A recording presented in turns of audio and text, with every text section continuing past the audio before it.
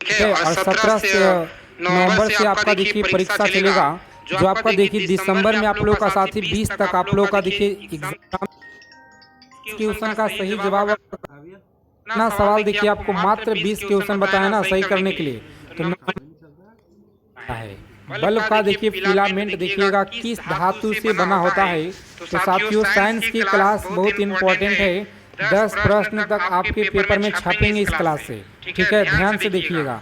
Vitamin जितने लोग देखिए यहाँ पर बता रहे ना, बी ऑप्शन टंगस्टन देखिए आपका दिया गया है जी, टंगस्टन देखिए आप सभी को याद रखना है, बी ऑप्शन सही जवाब फिलामेंट। आगे देखिए पृथ्वी के वायुमंडल में सबसे अधिक कौन सी गैस है, पृथ्वी के वायुमंडल में जो सबसे अधिक कौन सा गैस है, तो नाइट्रोजन आपको याद रखना है। कौन सा है जी, नाइट्रोजन देखिए साथियों आपका दिया गया है, बी ऑप्शन में देखिए उत्तर दिया गया है, बी ऑप्शन को एग्जाम में लॉक करेंगे आप लोग। और नेक्स्ट आगे बढ़िएगा। अगला सवाल क्या कर रहा है कि रक्त का शुद्धिकरण किस अंग के द्वारा होता है। रक्त का जो शुद्धिकरण है ना, याद रखिएगा साथियों किस अंग के द्वारा होता है, तो बी देखिए आपका दिया गया गुर्दा के द्वारा होता है। चलिए सभी क्वेश्चन देखिए आपके परीक्षा में पूछे गए प्रश्न हैं और इस बार भी आपके भर के आपके शिफ्ट में मिलेंगे, ठीक है। पिछले 15 सालों से जितना भी देखिए रेलवे का एग्जाम हुआ है ना, पूरा का पूरा इसमें आपका निचोड़ है जी साइंस का, ठीक है। और विटामिन सी का देखिए कमी से कौन सा रोग होता है। चलिए याद रखेंगे विटामिन सी की कमी से कौन सा रोग होता है, तो याद रखेंगे आप लोग। सही उत्तर देखिए साथियों आपका दिया गया ऑप्शन नंबर बी में दिया गया, कौन सा, स्कर्वी देखिए साथियों आपका सही आंसर हो जाएगा, स्कर्वी देखिए आपका बी में दिया गया है जी। उसके बाद देखेंगे अगला प्रश्न क्या कराएं, समझिएगा। मनुष्य के शरीर में इंसुलिन का जो निर्माण है यह कौन सा अंग करता है। मनुष्य के शरीर में इंसुलिन का जो निर्माण है यह कौन सा अंग करता है, तो अग्नाशय देखिए आपको याद रखना है, बी ऑप्शन याद रखिएगा। आगे देखेंगे अगला प्रश्न है कि परमाणु का जो केंद्रक है यह किससे बना होता है। परमाणु का जो केंद्रक है ना, याद रखिएगा किससे बना होता है, तो प्रोटॉन और न्यूट्रॉन दोनों आपको याद रखना है साथियों, बी ऑप्शन लॉक करेंगे एग्जाम में और आगे बढ़ेंगे। पृथ्वी पर गुरुत्वाकर्षण का जो नियम है यह किसने दिया था। पृथ्वी पर गुरुत्वाकर्षण का जो नियम है यह किसने दिया था, तो फ्रेंड्स याद रखेंगे बी ऑप्शन न्यूटन आपको याद रखना है। इस क्वेश्चन का देखिए राइट आंसर है जी। चलिए क्लास को आप लोग लाइक कर देंगे सभी साथी जितने लोग क्लास में पहली बार विजिट किए हैं, और हाँ चैनल को सब्सक्राइब कर लीजिएगा आप सभी साथी।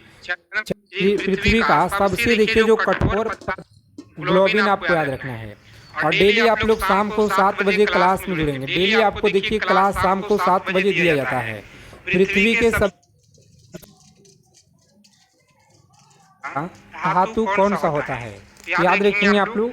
सही उत्तर देखिए फ्रेंड्स दिया गया आपका ऑप्शन बी में, कौन सा, बी देखिएगा एल्युमिनियम आपका दिया गया है इस क्वेश्चन का राइट आंसर जी। आगे देखिएगा ब्रह्मांड का सबसे तेज गति वाला कण कौन सा है। ब्रह्मांड का सबसे तेज गति वाला जो कण है ना, याद रखेंगे यहाँ पे सी में फ्रेंड्स दिया गया आपका प्रकाश कण आपको याद रखना है जी। उसके बाद देखेंगे श्वसन के समय मनुष्य कौन सी गैस जो ग्रहण करता है, तो सभी को याद रखना है ऑप्शन बी में देखिए आपका दिया गया है, ठीक है, ऑक्सीजन आप सभी को याद रखना है। चलिए पूरा का पूरा क्वेश्चन आप लोग याद रखेंगे। आज की क्लास में जितना भी सवाल है ना, इन सभी क्वेश्चन को आप लोग रट्टा दिया गया। कैल्शियम आपको याद रखना है, कौन सा, कैल्शियम आप सभी को याद रखना है। अगला सवाल है कि जीवाश्म ईंधन कौन सा है। जीवाश्म ईंधन देखिए कौन सा है, तो यहाँ पर याद रखेंगे ए ऑप्शन कोयला, पेट्रोलियम और प्राकृतिक गैस याद रखिएगा।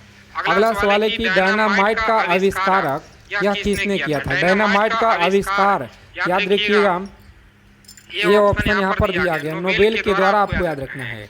उसके बाद देखेंगे सबसे हल्की धातु कौन सा होता है, तो सबसे जो हल्की धातु है ना, याद रखिएगा आप लोग कौन सा होगा जी। ऑप्शन नंबर बी में देखिए दिया गया एल्युमिनियम, एल्युमिनियम आपको याद रखना है।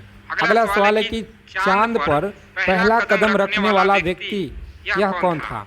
चांद पर पहला कदम रखने वाला व्यक्ति कौन था, याद रखेंगे आप लोग। सही उत्तर देखिए बी में आपका दिया गया, कौन सा, तो नील आर्मस्ट्रॉन्ग आपको याद रखना है साथियों। बी ऑप्शन देखिए उत्तर दिया गया है। चलिए सभी एक एक चीज़ों को आप लोग अच्छे से याद रखिएगा। पूरा का पूरा क्लास की क्वेश्चन रामबाण है। ठीक है साथियों, परमाणु, देखिए परमाणु जो घड़ी किस सिद्धांत पर काम करता है। परमाणु देखिए आपका जो घड़ी है ना किस सिद्धांत पर काम करता है। चलिए 36 नंबर सवाल है और इसका आंसर देखिए आपका सी में दिया गया है। ठीक है, विकिरण आपको याद रखना है जी। आगे देखिए रेडियो का आविष्कार यह किसने किया। रेडियो का जो आविष्कार है ना याद रखेंगे, ए में आपका दिया गया मार्कोनी निवासी के द्वारा आपको याद रखना है कि सबसे अधिक ऊर्जा देने वाला तत्व कौन सा है। बहुत ही मेहनत के साथ हम आप सभी के लिए यह क्लास लेकर आते हैं दोस्तों। तो कम से कम आप सभी साथी चैनल को सब्सक्राइब कर लीजिएगा, वीडियो को लाइक करेंगे, दोस्तों के पास ग्रुप में आप लोग जरूर इस वीडियो को शेयर कर दीजिएगा। क्योंकि देखिए इस वीडियो को झललाने के लिए आप सभी का क्वेश्चन सेलेक्ट करते हैं, उसके बाद आपको जो पूरा मेहनत करके हम आपको अच्छे अच्छे क्वेश्चन आपको छाट कर लेकर आते हैं। तो कम से कम आप सभी साथी इतना करेंगे कि शेयर कर दीजिए इस वीडियो को ज़्यादा से ज़्यादा अपने दोस्तों के पास।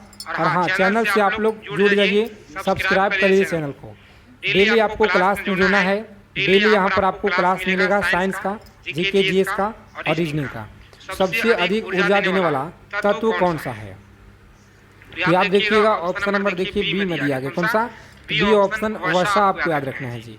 आगे देखेंगे तो रंगीन टीवी में कौन सा किरणें प्रयोग होती है। बताइएगा रंगीन टीवी में कौन सी किरणें प्रयोग होती है। तो सही जवाब दिया गया फ्रेंड्स ऑप्शन नंबर ए में दिया गया। कौन सा?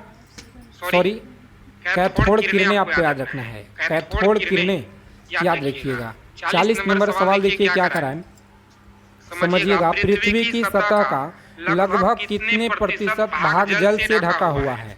पृथ्वी का सतह जो लगभग कितना प्रतिशत जल से ढका है। 71% आपको याद रखना है जी। ठीक है, 71% याद रखिएगा। डीएनए की जो संरचना है खोज किसने की है। 1,08,00,000 लोगों ने आरआरबी ग्रुप डी के फॉर्म्स भरे हैं और एग्जाम डेट भी आ चुकी है। कैसे करोगे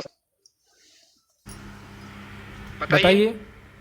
चलिए बताएंगे आप लोग डीएनए का जो संरचना है यह खोज किसने की है। तो आप सभी को याद रखना पे सही उत्तर देखिए साथियों आपका दिया गया है।